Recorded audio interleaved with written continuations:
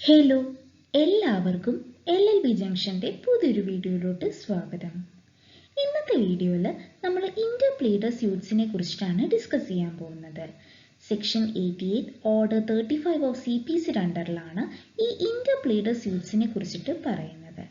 So direct ആയിട്ട് ഈ സെക്ഷനിലോട്ട് പോകുന്നതിന് മുന്നേ ഞാൻ ചെറിയൊരു ഇല്ലസ്ട്രേഷൻ അതല്ലെങ്കിൽ ചെറിയൊരു കഥ പറയാൻ ആഗ്രഹിക്കുകയാണ്.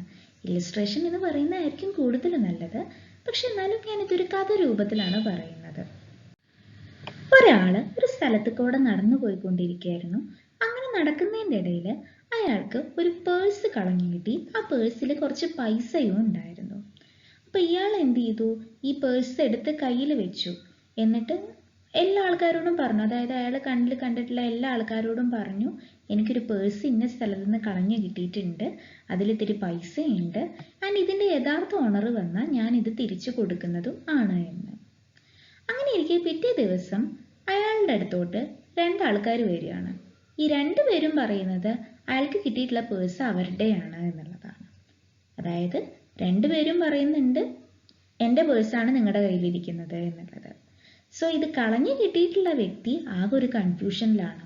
അതായത് ഈ പേഴ്സ് ആർക്കാണ് കൊടുക്കുക, ആരാണ് ഇതിൻ്റെ യഥാർത്ഥ അവകാശി എന്ന് അറിയണ്ടേ. ഇപ്പം ഏതെങ്കിലും ഒരു വ്യക്തിക്ക് കൊടുത്തു കഴിഞ്ഞാൽ ഓപ്പോസിറ്റ് പേഴ്സൺ ഇയാൾക്കെതിരെ കേസ് കൊടുക്കും. സോ ഈ ഒരു സന്ദർഭവുമായിട്ട് ബേസ് ചെയ്തിട്ടുള്ള ഒരു സ്യൂട്ടാണ് ഇന്റർപ്ലീഡർ സ്യൂട്ട് എന്ന് പറയുന്നത്. സോ ഇനി നമുക്ക് ഈ സെക്ഷനിലോട്ട് പോവാം. സെക്ഷൻ 88 പറഞ്ഞിട്ടുള്ള കാര്യങ്ങളാണ് നിങ്ങൾക്ക് ഇപ്പോൾ ഈ സ്ക്രീനിൽ കാണാൻ കഴിയുന്നത്. സോ ഈ സെക്ഷൻ്റെ അണ്ടറിൽ ഇന്റർപ്ലീഡർ സ്യൂട്ട് എപ്പോഴൊക്കെയാണ്, ആർക്കൊക്കെ എതിരെയാണ്, അതല്ലെങ്കിൽ ആരാണ് ഫയൽ ചെയ്യുന്നത് എന്നുള്ളതിനെ കുറിച്ചിട്ടാണ് പറഞ്ഞിട്ടുള്ളത്. സോ ഈ സെക്ഷനിൽ എന്താണ് പറഞ്ഞിട്ടുള്ളത് എന്ന് വെച്ചാൽ, ഒരു വ്യക്തി ഒരു പെർട്ടിക്കുലർ എമൗണ്ട് ഓഫ് മണി അതല്ലെങ്കിൽ property, that can be movable or immovable, അതല്ലെങ്കിൽ ഡെപ്റ്റ് കടം പൊസസ് ചെയ്യുന്നുണ്ട്. ആൻഡ് ഈ പൊസസ് ചെയ്യുന്ന വ്യക്തിക്ക് ഈ സാധനങ്ങളുടെ മുകളിൽ യാതൊരു വിധത്തിലുള്ള ഇൻട്രസ്റ്റും ഉണ്ടാവരുത്. അതായത് അയാൾക്ക് ഇത് നോക്കി പരിപാലിക്കാൻ ചെലവായിട്ടുള്ള പൈസ മാത്രമായിരിക്കണം അയാളുടെ ഏക ഇൻട്രസ്റ്റ് എന്ന് പറയുന്നത്. അതിലുപരി അയാൾക്ക് ഈ പ്രോപ്പർട്ടി അല്ലെങ്കിൽ പൈസ അതല്ലെങ്കിൽ ഈ ഡെപ്റ്റിൻ്റെ മുകളിൽ യാതൊരു വിധത്തിലുള്ള ഇൻട്രസ്റ്റും ഉണ്ടാവരുത്. ആൻഡ് ഇതിൻ്റെ യഥാർത്ഥ ഓണർ വരുന്ന സമയത്ത് അവർക്ക് ഇത് കൊടുക്കാൻ ഇയാൾ തയ്യാറും ആയിരിക്കണം. അങ്ങനെ ഇരിക്കുന്ന സന്ദർഭത്തിൽ രണ്ടോ അതിൽ കൂടുതലോ ആൾക്കാർ വന്നിട്ട് ഈ വ്യക്തിയുടെ അടുത്ത് ക്ലെയിം ചെയ്യുകയാണ്. അതായത് നിങ്ങൾ പൊസസ് ചെയ്ത് വെച്ചിട്ടുള്ള ഈ പൈസ അതല്ലെങ്കിൽ ഈ ഡെപ്റ്റ് അതല്ലെങ്കിൽ ഈ പ്രോപ്പർട്ടി എൻ്റെയാണ് എന്ന് പറഞ്ഞിട്ട്. സോ അങ്ങനെ വരുന്ന സന്ദർഭത്തിൽ ഇത് പൊസസ് ചെയ്ത് വെച്ചിട്ടുള്ള വ്യക്തി ആകെ ഒരു ഡൗട്ടിലായിരിക്കും. അതായത് ആർക്ക് വേണം ഇത് കൊടുക്കാൻ, ആരാണ് ഇതിൻ്റെ യഥാർത്ഥ ഉത്തരവാദി എന്നുള്ളത്. സോ അത് കണ്ടുപിടിക്കാൻ വേണ്ടിയിട്ട് അതല്ലെങ്കിൽ ഈ പ്രോപ്പർട്ടി ആർക്ക് ഡെലിവർ ചെയ്യണം എന്ന് മനസ്സിലാക്കാൻ വേണ്ടി ഇതിൻ്റെ പൊസസ്സർ ഫയൽ ചെയ്യുകയാണ് ഒരു ഇന്റർപ്ലീഡർ സ്യൂട്ട്. ആർക്കൊക്കെ എതിരായിട്ട്? ഇത് ക്ലെയിം ചെയ്യുന്ന എല്ലാ വ്യക്തികൾക്കും എതിരായിട്ട്. സോ ഞാൻ ഒന്നും കൂടി ചുരുക്കി പറയാണ്, ഒരു വ്യക്തി അയാൾക്ക് പ്രത്യേകിച്ച് അവകാശമൊന്നും ഇല്ലാത്ത പ്രോപ്പർട്ടി അല്ലെങ്കിൽ ഡെപ്റ്റ് അല്ലെങ്കിൽ മണി പൊസസ് ചെയ്ത് വെച്ചിട്ടുണ്ട്. ആൻഡ് അയാൾക്ക് അതിൻ്റെ മുകളിൽ യാതൊരു വിധത്തിലുള്ള ഇൻട്രസ്റ്റും ഇല്ല. അയാളുടെ കയ്യിൽ നിന്ന് ചിലവായിട്ടുള്ള കുറച്ച് പൈസ അതല്ലെങ്കിൽ ആ കോസ്റ്റ് മാത്രമായിരിക്കണം അയാളുടെ ഏക ഇൻട്രസ്റ്റ് എന്ന് പറയുന്നത്. ആൻഡ് ഇതിൻ്റെ യഥാർത്ഥ ഓണർ വന്നു കഴിഞ്ഞാൽ അവർക്ക് ഇത് ഡെലിവർ ചെയ്യാൻ ഇയാൾ റെഡിയും ആണ്. അങ്ങനെ വരുന്നൊരു സന്ദർഭത്തിൽ രണ്ടോ അതിൽ കൂടുതലോ ആൾക്കാർ വന്നിട്ട് ഇയാളോട് ക്ലെയിം ചെയ്യുകയാണ്. അതായത് നിങ്ങളുടെ കയ്യിലിരിക്കുന്ന ഈ സാധനം എൻ്റെയാണ്, അത് എനിക്ക് തരണം എന്ന്. സോ അങ്ങനെ വരുന്ന സന്ദർഭത്തിൽ ആർക്ക് വേണം ഇത് ഡെലിവർ ചെയ്യണം, അതല്ലെങ്കിൽ ആരുടെ കയ്യിൽ നിന്ന് വേണം ഇയാൾക്ക് ചിലവായിട്ടുള്ള ചിലവ് റീഇംബേഴ്സ് ചെയ്യാൻ എന്നുള്ളതൊക്കെ കണ്ടെത്താൻ വേണ്ടിയിട്ട് പൊസസ്സർ ഫയൽ ചെയ്യുന്ന സ്യൂട്ടിനെയാണ് നമ്മൾ ഇന്റർപ്ലീഡർ സ്യൂട്ട് എന്ന് വിളിക്കുന്നത്. ആൻഡ് ഈ ഇന്റർപ്ലീഡർ സ്യൂട്ട് ഇയാൾ ഫയൽ ചെയ്യുന്നത് ഈ പ്രോപ്പർട്ടി അതല്ലെങ്കിൽ ഈ മണി അതല്ലെങ്കിൽ ഈ ഡെപ്റ്റ് ക്ലെയിം ചെയ്യുന്ന എല്ലാ ക്ലെയിമൻസിനും എതിരെ ആയിട്ടുമായിരിക്കും. ഈ സെക്ഷനിൽ ഒരു പ്രൊവിസോ കൂടെ കൊടുത്തിട്ടുണ്ട്.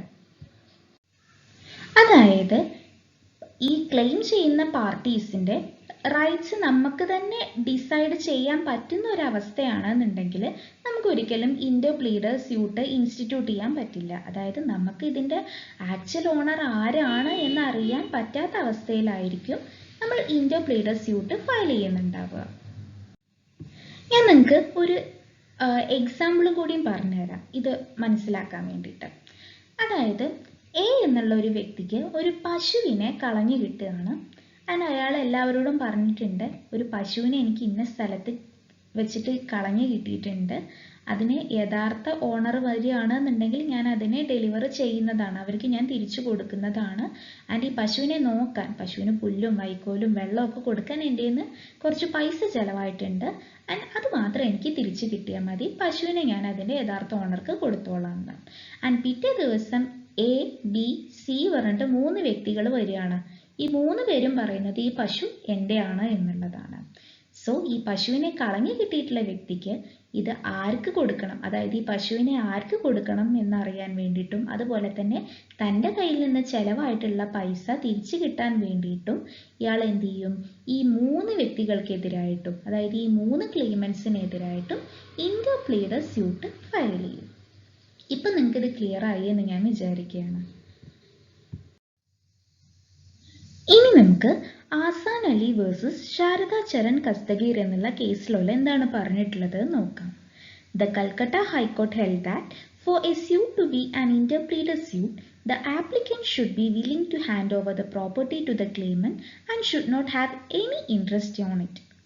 So ഈ കേസിലുള്ള കൽക്കട്ട ഹൈക്കോർട്ട് എന്താണ് പറഞ്ഞിട്ടുള്ളത് എന്ന് വെച്ചാൽ, ഒരു സ്യൂട്ടിനെ നമ്മൾ ഇന്റർപ്ലീഡർ സ്യൂട്ടായിട്ട് കണക്കാക്കണം എന്നുണ്ടെങ്കിൽ ആ സ്യൂട്ട് ഫയൽ ചെയ്യുന്ന വ്യക്തിക്ക് ആ പ്രോപ്പർട്ടിയുടെ മുകളിൽ യാതൊരു വിധത്തിലുള്ള ഇൻട്രസ്റ്റും ഉണ്ടാവാൻ പാടില്ല. ആൻഡ് അതുപോലെ തന്നെ അത് ക്ലെയിം ചെയ്യുന്ന ആൾക്ക് അത് ഹാൻഡ് ഓവർ ചെയ്യാൻ ഈ വ്യക്തി റെഡിയുമായിരിക്കണം എന്നുള്ളതാണ്. ഇന്നത്തെ ഈ വീഡിയോ നിങ്ങൾക്ക് എഫക്റ്റീവായി തോന്നിയെങ്കിൽ വീഡിയോ ലൈക്ക് ചെയ്യാനും ഷെയർ ചെയ്യാനും മറക്കരുത്. അതുപോലെ ചാനൽ ഇതുവരെ സബ്സ്ക്രൈബ് ചെയ്യാത്തവർ ചാനൽ സബ്സ്ക്രൈബ് ചെയ്യാനും മറക്കരുത്. So thank you for watching the video.